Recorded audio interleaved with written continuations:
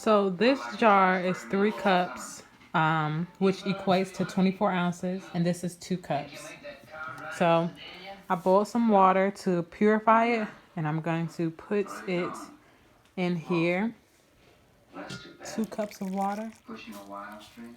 Oh, that horse drive is just temporary. A way to ride from one place to another and get paid for the doing. I got myself a policy. So you see it's going to go down a little bit. It's going to take some time. So we didn't pour the full 2 cups in there. Get about 1 cup. So it might take a little bit to dampen the roses and push it down some more, but as you pour the water in, after some time, you'll start to see the color will start to change. So I'm going to take a wooden spoon and kind of push it down there some more.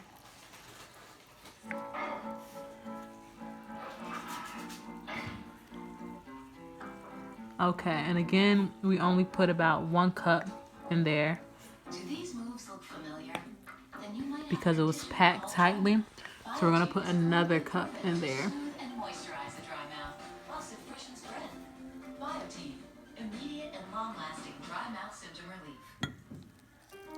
These are extraordinary times, and we want to thank the extraordinary people in the healthcare community working to care for all of us. Okay, so we know this is a 3-cup mason jar, and I had 2 cups of water in here, my measuring cup.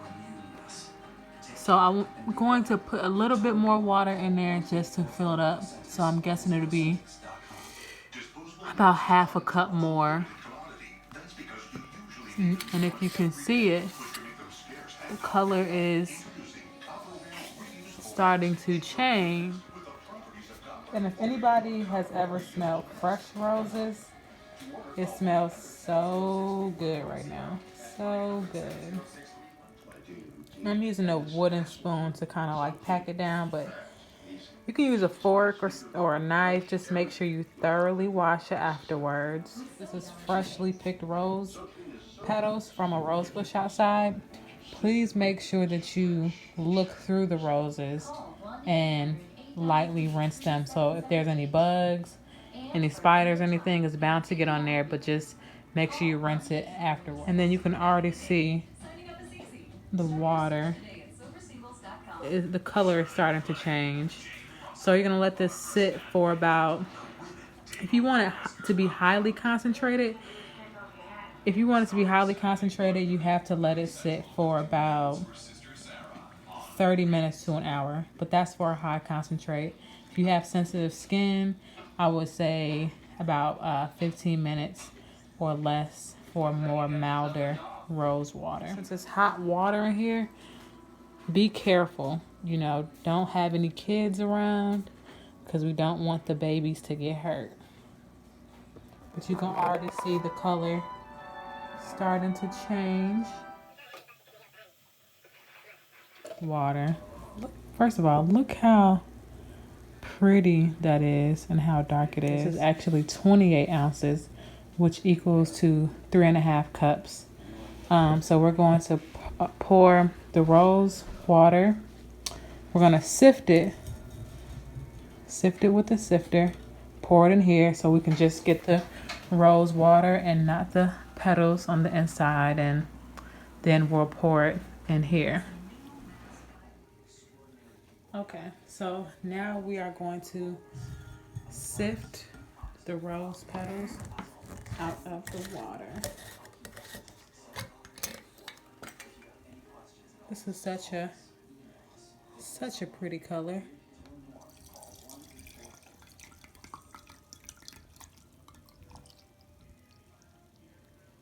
I'm gonna make sure all that juice is out. So I'm gonna sift all of it out, and then we're gonna pour it in the 28-ounce spray bottle. I got this from Dollar Tree.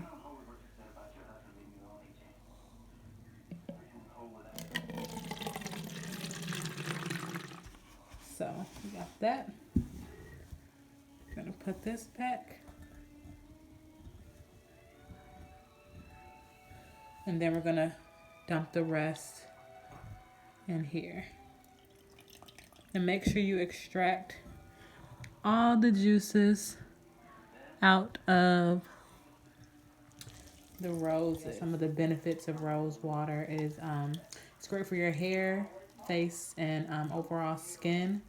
It helps to, as far as hair, if you have dandruff, it helps with that. It helps to clear up any dandruff. Or if you have a itchy scalp, it can help to cure your itchy scalp. As far as face, it helps with any blemishes.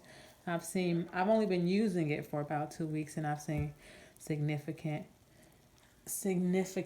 changes in my face and in my skin. My fiance says my face looks and feels great. It's very soft. Now we can pour the rest in here. And it made about 22 ounces. So instead of going out and buying expensive rose water, because rose water is expensive and it's good for your skin, it's good for your hair. If you wear makeup, it's great to hold, after you get done with your makeup, you can spritz it on.